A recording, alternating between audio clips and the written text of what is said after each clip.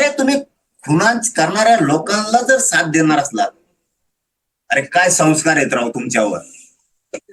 काल मोर्चात जे तुम्ही म्हणताय की सतत जे आहे ते देशमुख परिवाराला टार्गेट केलं जाते, तुमचं देशमुख परिवाराशी सातत्यानं बोलणं आहे, धमक्या दिल्या जातात, आजही धमकी आल्याचं कळतंय. आजही आली हा, त्याला अडचणी उभा करायच्याच काय नाही. काय धमकी दिली जाते? तेच तिथं पोलीस स्टेशनला गेला होता, कारण तो तर एकटा आहे आता. ते सैरा भैरा झालेले, ते भयभीत झालेले पूर्ण. त्यांना काय संशय आला, काय आला, ते येत आहेत पोलिसांना विचारतायत, हे करतायत. तिथं काहीतरी त्याला धमकी दिली धनंजय देशमुखांना. त्यांनी सांगितलं असं असं होतंय. मग आता धमक्या देणार, त्याचाच भाऊ मारून त्याच्या पाठीशी उभा राहण्याऐवजी तुम्ही जर धमक्या देणार असला तर तुम्हाला 100% काहीतरी घडवायचं वाटतंय. त्याला नाविलाज आहे मग आमचा मराठ्यांचा सुद्धा. आता महायुतीमध्येच आजही जर दिली असली ना, मी आता माहिती घेतो, मला माहित नाही, मग नाविलाज आहे आमचा मराठ्यांचा. धनंजय मुंड्याला जर हेच घडून आणायचं असं तर नाविलाज आहे आमचा. ते माणूस मारून म्हणजे संतोष भैयाला क्रूरपणे त्याची हत्या करून जर धनंजय मुंडेचं पोट भरलं नसलं आणखी, तर मग आता नाविलाज आहे आमचा. त्याचं पोटच भरलं नसलं आणखी, त्याच्या लोकांना ते पुढं घालून धमक्या द्यायला लावतोय वाटतं, परत ओबीसीच्या नेत्याला बोलायला लावतोय, त्याचं पोटच नाही भरलं वाटतंय, तर मग नाविलाज आहे आमचा. SIT जी नेमण्यात आली आहे त्याच्यामध्ये जी अधिकारी आहे तो वाल्मिक कराडचा निकटवर्ती असल्याचं समोर आले. सोशल मीडियावरती त्याच्या संदर्भातले फोटोज देखील आहेत. तर आता तुमच्यावरती काय म्हणणं? माजी मुख्यमंत्र्यांना सरळ म्हणणं आहे की हे लोक जातीय तेढ निर्माण करायला लागले, धनंजय मुंडेचे कार्यकर्ते आणि त्याच्यात असणारे त्यांचे जे काही अधिकारी आहेत, यांना हे जात सोडून बहुतेक काही दिसायलाच तयार नाही. त्यांना संविधानाच्या शक्तीचं देणं घेणंच नाही वाटत. हे फक्त लागूच तर नोकरीला संविधान मानतात वाटतं. त्याच्यानंतर जातीसाठीच त्याचा वापर केला जातो असं यातून दिसायला लागले. ज्यांच्यावरती संशय यायला लागलाय देशमुख कुटुंबियांना, ते कुठल्याच कोणत्याही जातीचा अधिकारी असो SIT मध्ये, CID मध्ये आणि पोलीस तपासात ठेवूच नाही, ही मुख्यमंत्र्याला आमची जाहीरपणानं मागणी आहे. आणि तुम्ही दिलेला शब्द मुख्यमंत्री साहेब तुम्ही खरा करावा. मराठा समाज फक्त तुमच्यामुळे शांत.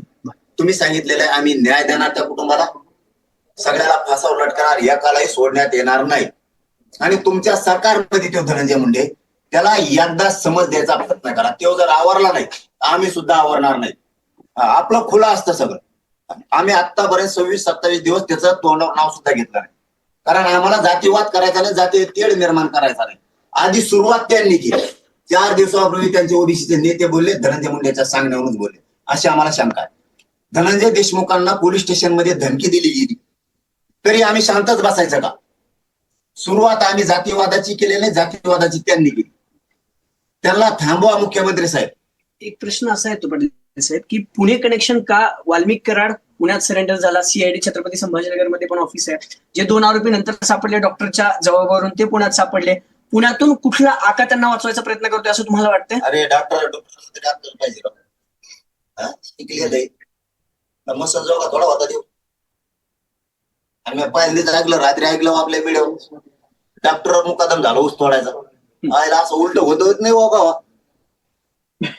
हे असले पैसे कमायला त्यासाठी झालता का? डॉक्टर जर एक माणूस इतका सुशिक्षित माणूस कशी पेशंटची तपासणी करीत असेल बरी जातीवादासारखीच. जर जातीचे हत्यारे घेऊन पळतोय, त्यांना जर पैसे पुरवतोय, इतका सुशिक्षित माणसाची इतकी शेण खायला बुद्धी जाती, हे पहिल्यांदाच बघण्यात आलं. डॉक्टर तर देव मानला जातो. पण पुणे कनेक्शन का?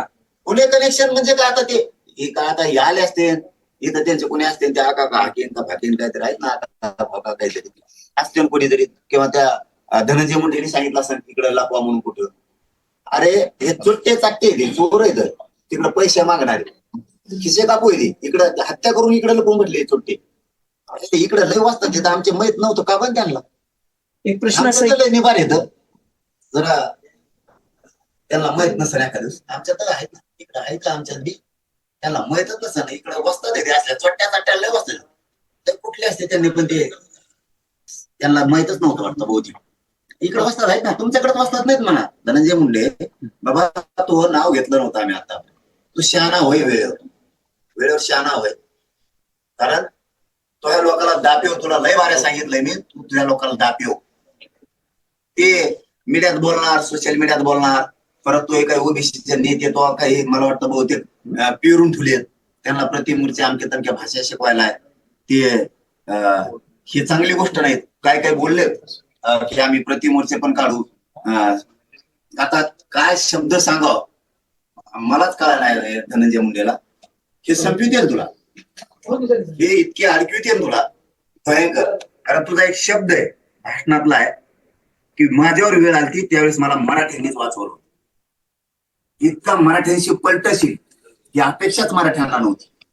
आणि इतकं थांबल्याच्या नंतरही तू पुन्हा पुन्हा त्याच गोष्टी घडून आणशील असं वाटतच नव्हतं. आता ते काही बोलायला लागले प्रतिमूर्ती किरळ लागल्यासारखी. ते पहिले शेपूट बांधायचं बघा शिळीचं, किरळ लागल्यावर ढेंडळत होते नुसते. ते बोलतात प्रतिमोर्चा. अरे यांना शिकवतो का या किरळ लागलेल्या लोकांना की प्रतिमोर्चाच्या धमक्या दे म्हणून? एवढा खून होऊन, एवढी क्रूर हत्या होऊन ह्या लोकांना पोसायचं ठरवलंय का? आणि महाराष्ट्र कोणीकडे न्यायचा आहे? आणखी पोटच भरलं नाही का संतोष भायाचा खून करून, त्याचा मर्डर पाडून? आणखी ह्या लोकांना उठून प्रतिमोर्चे काढून या राज्यात जातीय तेढ निर्माण करायचा आहे, जातीवाद पसरायचा आहे. पोट नाही भरलं आणखी. किती दिवस किती दिवस? अरे भाऊ सांग आणखीन तरी समजून. नको हाताच्या बाहेर जाऊन देऊ खेळ. पुढं काय असणार आहे? आज पुण्यात मोर्चा घेताय, बीड झालं, परभणी झालं, पूर्ण राज्यभर मराठी मोर्चे काढणार. लोकशाही मार्गाने, शांतते मार्गाने मराठीच्यात कोणी मालक नाही, नेतृत्व नाही, भातृत्व नाही, काय नाही. ही आमच्या जिवारी लागल्याला खून आहे.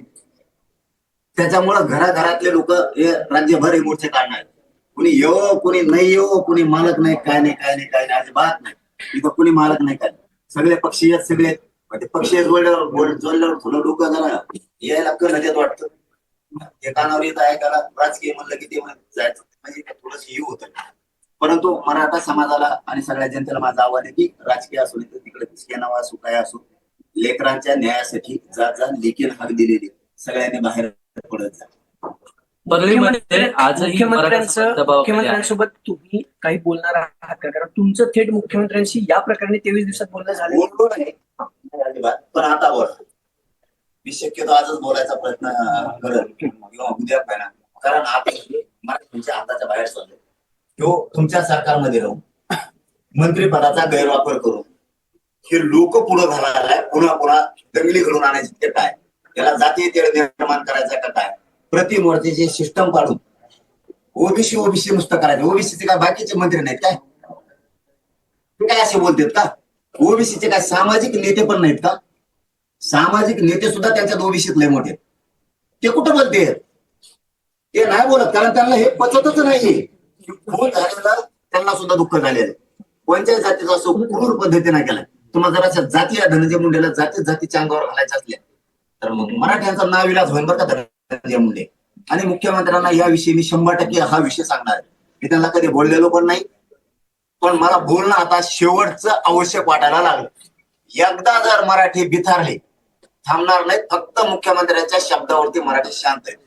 आणि मीही जर हे धनंजय मुंडे थांबवलं त्यांच्या लोकांना सांगू इथून पुढचे अन्याय गोरगरीब मराठ्यांच्या अंगावर जाणं, अधिकाऱ्यांच्या हातानं गोरगरीब मराठ्यांच्या त्रास देणं, हे त्रास देते. हे इतके त्रास देतात. हे गरीब मराठी शेतकऱ्याला त्रास देतात, ते नोकरदार मराठ्याला त्रास देतात, यांचे अधिकारी सुद्धा गोरगरीब मराठ्यांना त्रास देतात. हे रिक्षा असले त्याला त्रास देते. जरांगे पाटील, तुम्हाला काय वाटतं या संपूर्ण प्रकरणाचा तपास व्यवस्थित सुरू आहे का? कारण इतके दिवस झाले आरोपी अटक आहे, अजूनही फक्त वाल्मिक कराड ज्याच्यावर प्रमुख संशयित म्हणून आरोप केला जातोय खंडणीचाच गुन्हा दाखल आहे, अजूनही खुनाचा गुन्हा दाखल झाला नाहीये. होणार आणि करावं लागेल त्याला. मग इतके दिवस का लागतात त्यांना? त्यांनी जरा अगोदर त्यांनी एक मंत्री केलेला आहे सरकारमध्ये, त्याच्या दबावात बघितलं वाटतं जमतंय का. पण त्यावेळेस या सरकारनं पूर्ण याचा छडातला वाट ठरवला आणि याचा मूळ जाळच बीड जिल्ह्यातलं हे षडयंत्र जेवढी साखळी उठून फेकायचं ठरवलं. तेव्हा यांना वाटलं असं ना आता वाट, कारण यांनी ओळखलं आपल्या यांचं चलू द्यायला. आणि मुख्यमंत्र्यांना हेच करावं लागणार आहे, हेच राज्यापुढे सिद्ध करून दाखवावं लागणार आहे की मी मंत्र्यांच्या पाठीशी नाही. जर काय याच्यातला एकही आरोपी सुटला नाही, यांच्यावर 302 मोका आणि यांची नार्को टेस्ट जर झाली नाही तर मुख्यमंत्र्यांनी मराठ्यांना फसवलं हे संधी जाणार. वाल्मिक कराड हे धनंजय मुंडेंच्या जवळचे आहे, धनंजय मुंडे इतके पॉवरफुल, मग तसं असेल तर न्याय कसा मिळेल? त्यांच्यावर होईल का गुन्हा दाखल असं वाटतं का तुम्हाला? नाही झाल्यावर मग आम्ही काय, मग मुख्यमंत्र्यांनी धोका दिला मराठ्यांना ही संधी जाणार. हे सगळे त्याचे कारण हे बघा, खून झाल्यावर नाही बोलू शकत माणूस. हा, हे सत्य सांगतो तुम्हाला. खून झाल्याच्या नंतर, क्रूर हत्या झाल्याच्या नंतर कुठलाच माणूस बोलू शकत नाही. कारण हे मोर्चे आता राज्यभर एलवून पसरणार आहे आणि हे जर असे जातीवाद करायला लागले, आणायला लागले तर राज्यभर पसरणार आहे. सरकारला दबाव आहे का तुम्हाला? सध्या तरी नाही वाटत, पण ज्या दिवशी वाटल की यांनी आरोपी सुटला एखादा, किंवा काही सह आरोपी केले नाही, काही मोकामध्ये घातले नाहीत, 302 मध्ये घेतले नाहीत, संभळणारे यांना लोक हे सुद्धा सह आरोपी केले नाहीत, मात्र त्या दिवशी वाटणार की मराठ्यांची फसवणूक झाली. संतोष भयांचं कुटुंब उघडं पाडण्याचं काम आणि त्याला उन्हात बसवण्याचं काम हे फक्त सरकारनंच केलं, मुख्यमंत्र्यांनी त्यातले केलं. आरोपी पुण्यात सापडतात. आरोपी जे आहेत, फरार आरोपी जे आहेत ते पुण्यात सापडतात. वाल्मिक कराड देखील पुणे शहराला, इतर 2 जे प्रमुख आरोपी होते ते देखील पुण्यात सापडले. त्यांना आश्रय देणारा कोण आहे असं वाटतं? आणि त्यांना अजूनही आरोप केले नाही. मला आम्ही सुद्धा विचारलंय हे पुण्यातच कसं काय सापडलं, हे पुण्यालाच कसं काय येते. कारण हे चुट्टे चाट्टे तिकडचे खिसे कापणारे त्या करून इकडे पळून आले आणि इथं हे चुट्टे चोर राहतात, याचे खिसे काप, त्याचे खिसे काप, हे अशाच जगत येत. आणि हे असले सांभाळायलाच नाही पाहिजे धनंजय मुंडे, हे असले सांभाळायला नाही पाहिजेत.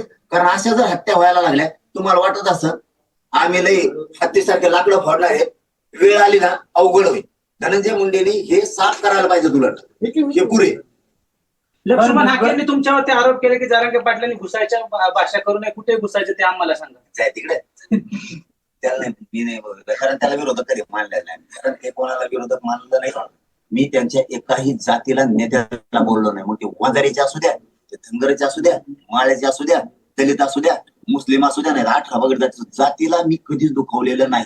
कारण मी फक्त माझ्या गरीब मराठ्यांना आरक्षण मागतो आणि संतोष भाईला न्याय मागतो. मी जातीवाद करत नाही. ते घुसायचं ते धनंजय मुंडे सांगितलं, त्याला दुसरं काही कामच नाही. आता ते बसलं लपून, आता सांगत याला फोन करून त्याला फोन करून, यातले किरळ लागलेले नाही. मी चितावणीखोर योजनेचा मुख्यमंत्र्यांनी बंदोबस्त करावा असे म्हटले. चितावणीखोर वक्तव्य केलं तुम्ही म्हणून मुख्यमंत्र्यांनी बंदोबस्त असे म्हटले. आता काय चितवणी करेल, माणसं मारून टाका म्हणून आमची कापा आणि मुंडके आमचे तोडून मुख्यमंत्र्यांच्या हातात नेऊन दे, हे सांगावं. आमचे जर तुकडे पाडणार असले, ते लेकरू जर ढसा रडत असलं, संतोष भाईची पोरगी लाडकी बहीण म्हणतात, त्या लेकी बाई मुख्यमंत्री न्याय देत नाही का? आम्ही काय चितवणीखोर भाषण केले? त्या धनंजय देशमुखांना तुम्ही धमक्या द्यायला लागले, या धनंजय मुंडेच्या लोक. या धनंजय मुंडेचं आतापर्यंत आम्ही नाव घेतलं का? आम्ही बोललो का? आणि तुझे लोक जर धडाधडा कापायला लागले, धमक्या द्यायला लागले, आम्ही मराठी आहेत ना, मग आम्ही गप्प कसं बसणार? इथून पुढे जर तुम्ही त्याला त्रास दिला तर आम्ही जशात तसं उत्तर देणार का म्हणू नये? आणि बाकीच्या ओबीसीच्या लोकांनी पण का म्हणू नये की त्या देशमुख कुटुंबावर अन्याय झाला, आम्ही सगळे सोबत आहेत तुमच्या, आम्ही जातीवाद करणार नाही का म्हणू नये? ओबीसीच्या नेत्यानं तुम्हाला ही रूढ पाडायची का? ओबीसीचा मेला की फक्त ओबीसीने जायचं, मराठ्याचा मेला फक्त मराठीने जायचं, मुसलमानाचा मेला फक्त मुसलमानाने जायचं, दलिताचा मेला की दलिताने जायचं, ही रूढ पाडायची का राज्यात तुम्हाला? ही जाती इतकी कट्टरता का दाखवालात तुम्ही? का दहशतवादी प्रशिक्षण घेऊन आलात काय तुमचे लोक? फक्त या काही लोकांना जी कट आहे ना, ही धनंजय मुंडेमुळे, हे धनंजय मुंडे थांबविलं पाहिजे. हे बेकार होईल धनंजय मुंडे, हे बेकार होईल, हे होऊ देऊ नका. अराजकता निर्माण होईल असे वक्तव्य तुमच्याकडनं केलं जात असं सुद्धा म्हटलं. अरे तुम्ही का पालाच लागलेत ना, असं अराजकता काय? आणखीन आम्ही शांतच आहेत. आम्ही आणखी सांगत होताच, 3दा सांगितलं धनंजय मुंडेला भाषणातून, तुला लोकांना आवडे म्हणून, तुम्ही दोघा बहीण भावाने आवरा म्हणून. हे लोक आवरत नाहीत, यांनी लय देवाला केलं साहेब, तुम्हाला माहित नाही. पुढची इतका त्रास आहे, प्रत्येक जागेवर त्रास भूमिका आहे. पुढची भूमिका काय? शांततेत तर मोर्चे सुरूच आहेत. नाही मग आता हे नाही थांबले तसे तसे उत्तर द्यावंच लागतील ना. आपण राजीनामा दिला तर प्रश्न मिटणार आहे का? राजीनामे आणखी 50 की, पण ज्याच्यातला जरी सुटला, सुट्टी नाही. मुख्यमंत्र्याला इशारा आहे, मुख्यमंत्र्याला इशारा आहे का डायरेक्ट? आता मुख्यमंत्र्यांना 3दा सांगितलं आतापर्यंत. तुम्ही भेटले का नाही मग एवढ्या दिवसात? स्पष्टपणानं फोन करून त्यांना सांगणार आहे की उद्या की चाललेला अतिरेक चांगला नाही, की जातीय तेढ निर्माण करायला लागली, एवढा खून होऊन बी हेच आरोपीला समृद्धी, हेच आरोपीला या घटनेला 15 ते 20 दिवस झाले, मग मुख्यमंत्र्यांशी तुम्ही बोलले का नाही? कारण की धस असतील ते मुख्यमंत्र्याला जाऊन भेटले, ते सोनवणे पण तुमचे खासदार ते भेटले, तुम्ही का नाही भेटलात? मग हे सगळे एकच येतं. सोनवणे पण आता सगळे एकच येतं, महाविकास आघाडी काय महायुती काय यांचं काय हेराच करेल लोक येतं. आमचा लढा सामाजिक. ओके. नाही, नाही, त्याला- म्हणजे ते राजकीय मग ते राजकीय तुम्ही वेगळं मग दोन हा, भूमिका राजकीय वेगळ्या आहेत का दिसतायत, तुमच्या? साहेब. तुमच्या मंचावरती आता राजकीय नेते पण हा, आहेत. मग समाजाचा मंच पण मग आहे. समाजाचं मंच आहे ना, मग राजकीय सामाजिक सगळे या. मग हे सगळे येऊन चिटकत आहेत तिथं. हा, मग आता आम्ही लिखीन हाक दिली जाऊ नये. नाही, तुम्ही जाणं योग्य आहे, आम्हाला त्याबद्दल दुमत नाही. त्यांनी गेलं काय चुकीचं आहे. मग तुम्हीच म्हणता ना की ते राजकीय व्यासपीठ, मग तुमचीच भूमिका इथे डबल वाटते ना. अरे बाबा, मी त्याची परवा नाही केली. मग ते तुमच्याकडे येतात आहे का? अरे मी त्याच्याकडे येत नाही, ते माझ्याकडे येते. समाजाला